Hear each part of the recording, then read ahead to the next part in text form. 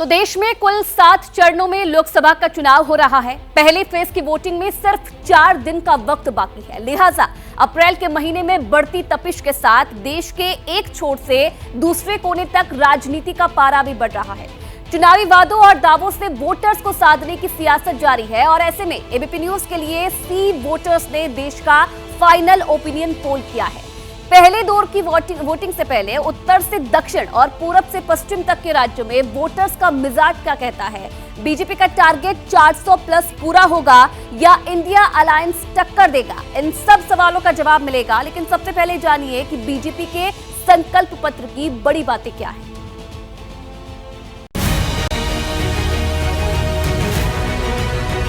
मोदी की गारंटी है कि मुफ्त राशन की योजना आने वाले 5 साल तक जारी रहेगी।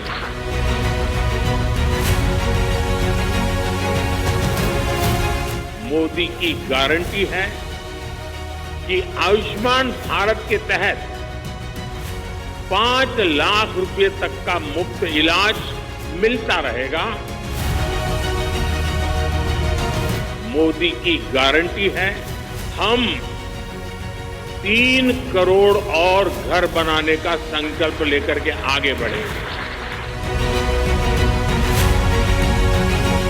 अब मोदी ने 3 करोड़ बहनों को लखपति दीदी बनाने की गारंटी दी है। साथियों, जिनको किसी ने नहीं पूछा उनको मोदी पूजता है।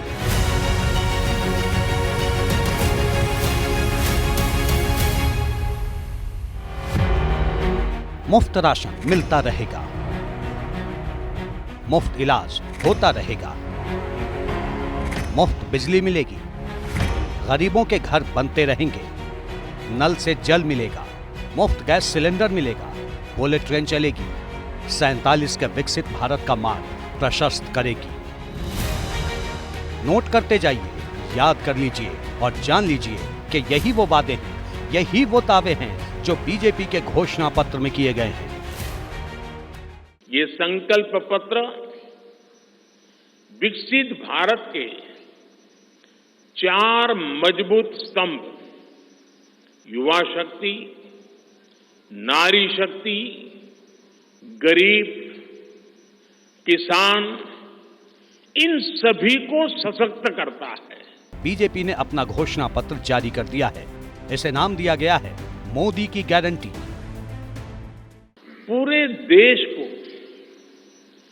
भाजपा के संकल्प पत्र का बहुत इंतजार रहता है और इसका एक बड़ा कारण है।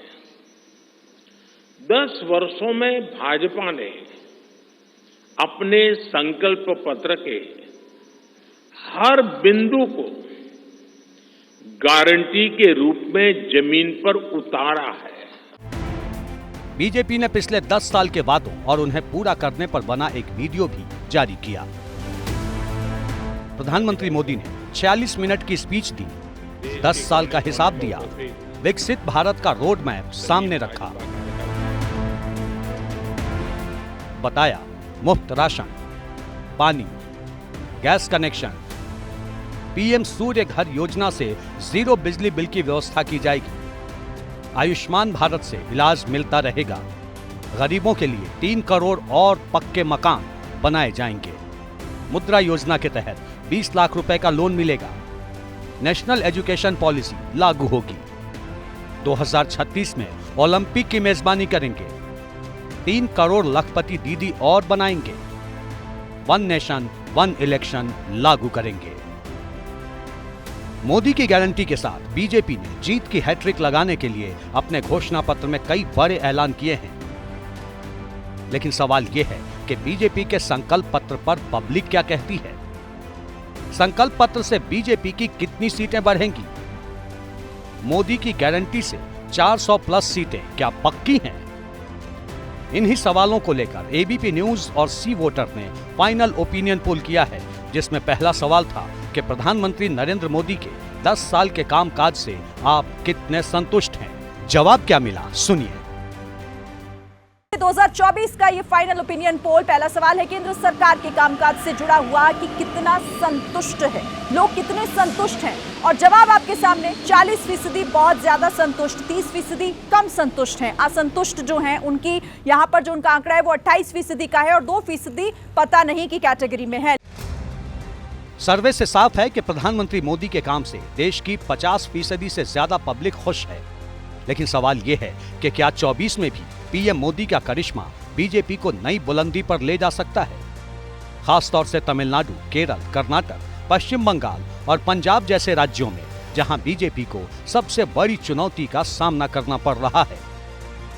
तमिलनाडु में लोकसभा की 39 सीटें हैं, केरल में 20, कर्नाटक में 28, पश्चिम बंगाल में 42 और पंजाब में 13 सीटें। इन 5 राज्यों को मिलाकर कुल 142 सीटें होती हैं। सबसे पहले बात तमिलनाडु की करते हैं। तमिलनाडु में लोकसभा की 39 सीटें हैं, जो दक्षिण के राज्यों में सबसे ज्यादा हैं। 2019 में एक भी सीट पर यहां कमल नहीं खिल पाया था। 2019 में बीजेपी ने तमिलनाडु की 5 लोकसभा सीटों पर प्रत्याशी उतारे थे। बीजेपी को कुल 15,51,924 वोट मिले थे। करीब 3.7% वोट पाने के बावजूद बीजेपी का खाता नहीं खुल सका। ये 5 साल पुराना किस्सा है। सवाल ये है कि 4 जून को क्या होगा? क्या तमिलनाडु से बीजेपी के लिए अच्छी खबर आएगी? फाइनल ओपिनियन पोल क्या कहता है, खुद देखिए। और वोट शेयर के हिसाब से आपके सामने आंकड़ा है, किसे कितना वोट देखिए। एनडीए के खाते में तमिलनाडु में 19% वोट जाता हुआ नजर आ रहा है, जबकि इंडिया गठबंधन के खाते में 52% वोट जाता हुआ नजर आ रहा है। एआईएडीएमके की बात की जाए 23% और अन्य के खाते में 6% वोट जाता हुआ दिख रहा है।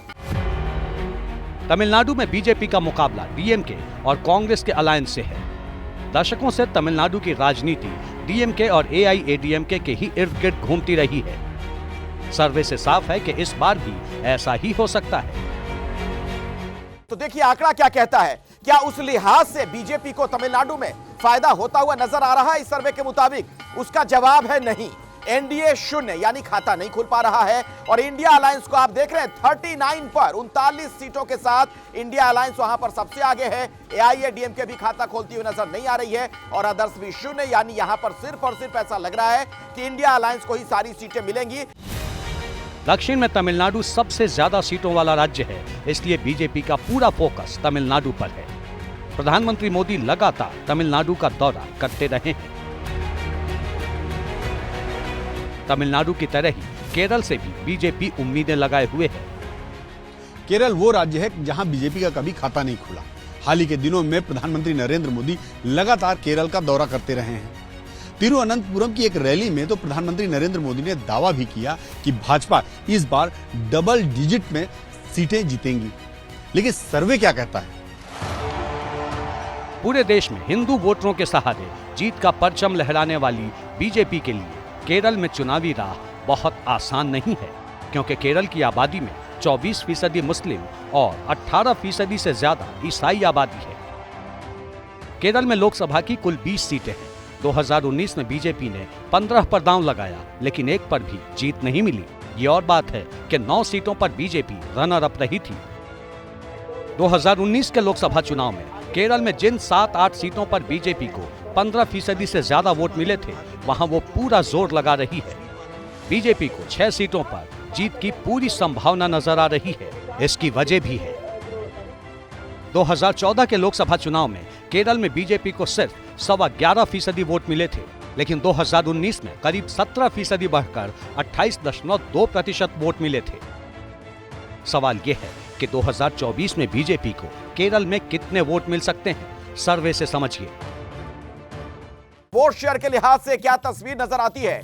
एनडीए के खाते में 21% वोट जाता हुआ नजर आ रहा है। इंडिया के खाते में 43% इंडिया अलायंस और एलडीएफ 31% और अदर्स के खाते में 5% वोट यहां पर जाता हुआ नजर आ रहा है। केरल पर बीजेपी किस कदर फोकस करती रही है, इसका अंदाजा इसी से लगा सकते हैं कि पीएम मोदी की इस साल पहली रैली केरल में ही हुई थी। इतना ही नहीं, केरल में संघ का भी लगातार विस्तार होता रहा है। केरल में आरएसएस की 5000 से ज्यादा शाखाएं हैं। खास बात यह है कि इनमें से 1000 से ज्यादा शाखाएं 5 साल के दौरान बढ़ी हैं। बीजेपी के लिए केरल में मुश्किल ये है कि भगवा पार्टी का बेस माने जाने वाले हिंदू वोट सीपीआईएम के अगुवाई वाले एलडीएफ और कांग्रेस की अगुवाई वाले यूडीएफ और बीजेपी तीनों को जाते हैं। ऐसे में बीजेपी के लिए केवल हिंदू वोटरों के सहारे चुनाव जीतना मुश्किल है। लेकिन क्या 24 में चमत्कार हो सकता है? केरल के फाइनल ओपिनियन पोल में बीजेपी को कितनी सीटें मिल रही हैं? किस पार्टी को कितनी सीटें मिलती हुई नजर आ रही हैं? एनडीए खाता नहीं खोल पा रही है केरल में इस सर्वे के मुताबिक, जबकि इंडिया अलायंस 20 की 20 सीटें जीतती हुई नजर आ रही है। एलडीएफ शून्य पर, अदर्स भी शून्य। और बड़ी बात यह कि एनडीए का खाता नहीं खुल रहा है और इंडिया अलायंस आप देख रहे हैं 20 में 20 सीटें जीतती हुई नजर आ रही है। सर्वे से साफ है कि 24 में भी बीजेपी के लिए केरल में खाता खुलने के आसार कम ही हैं। अब बात दक्षिण के एक और बड़े राज्य कर्नाटक की करते हैं। मैं विश्वास से कहता हूं, ये कर्नाटका का चुनाव बीजेपी के लिए कर्नाटका की जनता लड़ रही है। साउथ में कर्नाटक अकेला राज्य है जहां बीजेपी सत्ता पर काबिज रही है। 2019 में बीजेपी को दक्षिण के राज्यों से 30 सीटें मिली थीं, जिनमें 25 सीटें कर्नाटक से थीं। लेकिन 2019 में कर्नाटक की 28 में से 25 सीटें जीतने वाली बीजेपी को इस बार कड़े मुकाबले का सामना करना पड़ सकता है। कर्नाटक में बीजेपी का जेडीएस के साथ चुनावी समझौता है। समझौते के तहत जेडीएस 3 सीटों पर चुनाव लड़ रही है, यानी बीजेपी को पूरा दमखम अपने खाते की 25 सीटों पर दिखाना होगा, जो आसान नहीं है, क्योंकि कर्नाटक की सत्ता बदलने के बाद राज्य की राजनीति में कांग्रेस की दखल बढ़ी है। लेकिन सर्वे क्या कहता है? कर्नाटक का नंबर बताऊंगी कि 28 सीटों का आखिर क्या आंकड़ा निकलकर सामने आया। सबसे पहले वोट प्रतिशत आपके सामने, यहाँ पर 52% वोट शेयर एनडीए के खाते में जाता हुआ दिख रहा है। इस सर्वे के मुताबिक 42% वोट शेयर इंडिया गठबंधन को जा सकता है और 6% अन्य के खाते में जा सकता है। कर्नाटक में बीजेपी का खाता 1991 में खुला था और तभी से दक्षिण में कर्नाटक बीजेपी का मजबूत गढ़ रहा है। लेकिन इस बार शिवमोगा से आई तस्वीरों ने बीजेपी की टेंशन बढ़ा दी है।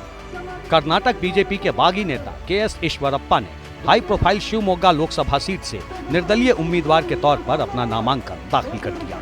बीजेपी के ऐतराज के बावजूद ईश्वरप्पा ने जुलूस में पीएम मोदी के पोस्टर और बैनर का इस्तेमाल किया। ईश्वरप्पा के इस कदम को पूर्व मुख्यमंत्री बीएस येदियुरप्पा के बेटे बीवाई विजयेंद्र के लिए बड़ी चुनौती के तौर पर देखा जा रहा है। फाइनल ओपिनियन पोल क्या कहता है? देखिए आपके सामने 28 सीटों का पूरा लेखा जोखा। सर्वे ये कहता है कि एनडीए को 23 सीटें मिल सकती हैं और इंडिया गठबंधन के खाते में कर्नाटक में सिर्फ 5 सीटें जाती हुई दिख रही हैं और अन्य के खाते में कुछ भी नहीं। तो 23 सीटों के साथ यहां सबसे बड़ी जीत दर्ज करता हुआ एनडीए गठबंधन दिखाई दे रहा है। कर्नाटक में बीजेपी 1998 से ही डबल डिजिट में सीटें जीतती रही है। वहीं दूसरी ओर कांग्रेस ने 1998 के बाद कर्नाटक में 9 सीट से ज्यादा कभी हासिल नहीं की। वैसे असल नतीजे क्या होते हैं ये तो 4 जून को ही पता चलेगा। फिलहाल पश्चिम बंगाल चलते हैं। पश्चिम बंगाल में बीजेपी और टीएमसी के बीच जबरदस्त मुकाबला है। कोलकाता से लेकर दिल्ली तक ये टकराहट देखी जा सकती है। जानकार तो यहां तक कहते हैं कि पश्चिम बंगाल में इस बार बीजेपी नंबर 1 की पार्टी बन सकती है। क्या वाकई ऐसा है? चलिए सर्वे क्या कहता है। दक्षिण के राज्यों की तरह पश्चिम बंगाल में भी बीजेपी पूरा जोर लगा रही है। दूसरी ओर ममता बनर्जी बीजेपी के विजय पथ को रोकने के लिए मोर्चा संभाले हुए हैं। कोई दंगा करने अगर आते हैं, आप चुपचाप रहो, माथा ठंडा रहो, बिल्कुल आप रहे कुल, हम रहेगा कुल, उसको दंगा फसाद का चक्रांत हम नहीं करने देंगे। बंगाल वो राज्य है जहां 1.5 दशक के दौरान बीजेपी ने शून्य से शिखर तक बढ़ने का रास्ता तय किया है। एक दौर में हाशिए पर रहने वाली बीजेपी 10 साल में टीएमसी के गले तक पहुंच गई। बंगाल में लोकसभा की 42 सीटें हैं। 2019 में टीएमसी को 22 सीटें मिली थी। बीजेपी ने 18 सीटों पर जीत हासिल की थी। कांग्रेस के खाते में सिर्फ 2 सीटें गई थी। ये 2019 के नतीजे हैं, लेकिन 5 साल में बंगाल की राजनीति का रंग बदल चुका है। ममता बनर्जी जानती हैं कि 24 में टीएमसी के लिए बीजेपी ही सबसे बड़ी चुनौती है। इसकी वजह है बंगाल में बीजेपी के वोट शेयर में बम्पर बढ़ोतरी। 2014 के लोकसभा चुनाव में बीजेपी को राज्य में 17.02% वोट मिले थे। जबकि 2019 के चुनाव में बीजेपी का वोट शेयर दोगुने से ज्यादा बढ़कर 40.6% हो गया। सवाल यह है कि क्या 19 का ट्रेंड 24 में भी जारी रहेगा? एबीपी न्यूज का फाइनल ओपिनियन पोल क्या कहता है? पश्चिम बंगाल का आंकड़ा क्या है? वहां का सबसे पहले आपको वोट शेयर हम बताते हैं कि क्या किसके खाते में कितना प्रतिशत जाता हुआ दिख रहा है। तो ये देखिए, आपके सामने तस्वीर अब खुलकर आ गई है। 42 सीटें हैं पश्चिम बंगाल में लोकसभा की और 42% वोट शेयर इनमें से बीजेपी के खाते में जाती दिखाई दे रहा है। 44% टीएमसी को यहां पर मिल सकता है। सर्वे के मुताबिक 6% वोट शेयर कांग्रेस के खाते में जा सकता है, अन्य के खाते में 6% जा सकता है और इसी के साथ सीपीएम के खाते में भी 6% वोट शेयर जाता दिख रहा है। बंगाल में इस बार संदेशखाली चुनावी राजनीति का एपिसेंटर बना हुआ है। संदेशखाली में बीजेपी लगातार एक्टिव है।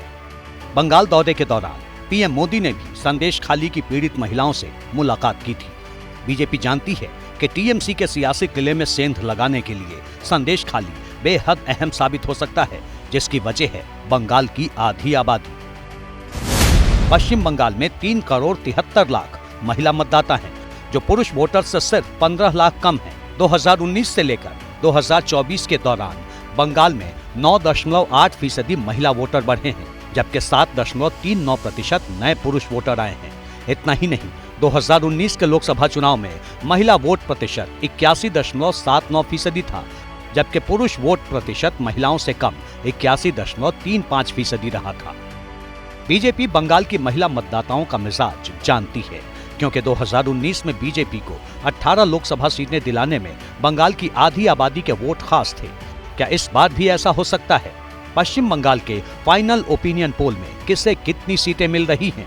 तो 42 सीटों में से 20 सीटें बीजेपी को जा सकती हैं, 20 सीटों पर टीएमसी भी कब्जा कर सकती है, 2 सीटें कांग्रेस, सीपीएम का खाता खुलता नहीं दिख रहा है और ना ही अन्य के खाते में कुछ जाएगा। लेकिन यहाँ 2020 देखिए, बराबरी का मामला बीजेपी और टीएमसी में दिखाई दे रहा है। कांग्रेस को 2 सीटों से ही संतोष करना पड़ेगा।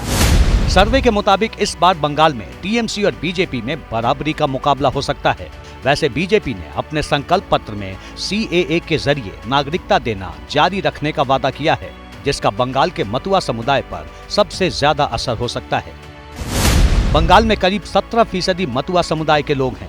नादिया, नॉर्थ 24 परगना और साउथ 24 परगना में मतुआ समुदाय की सबसे ज्यादा आबादी है। लोकसभा की 10 से 20 सीटों पर मतुआ वोटर असरदार हैं। 2021 के विधानसभा चुनाव से पहले 2019 में लोकसभा चुनाव के दौरान मतुआ समाज ने बीजेपी को एक मुश्त वोट दिए थे। तब बीजेपी ने सीएए कानून लागू करने का वादा किया था। अब कानून लागू हो चुका है। बता देते हैं कि ये सिर्फ ओपिनियन पोल है। देश के वोटर्स का मिजाज क्या कहता है, ये तो 4 जून को ही पता चलेगा। असली नतीजों के लिए इंतजार कीजिए। एबीपी न्यूज देखते रहिए, क्योंकि सबसे तेज नतीजे एबीपी न्यूज पर ही मिलेंगे।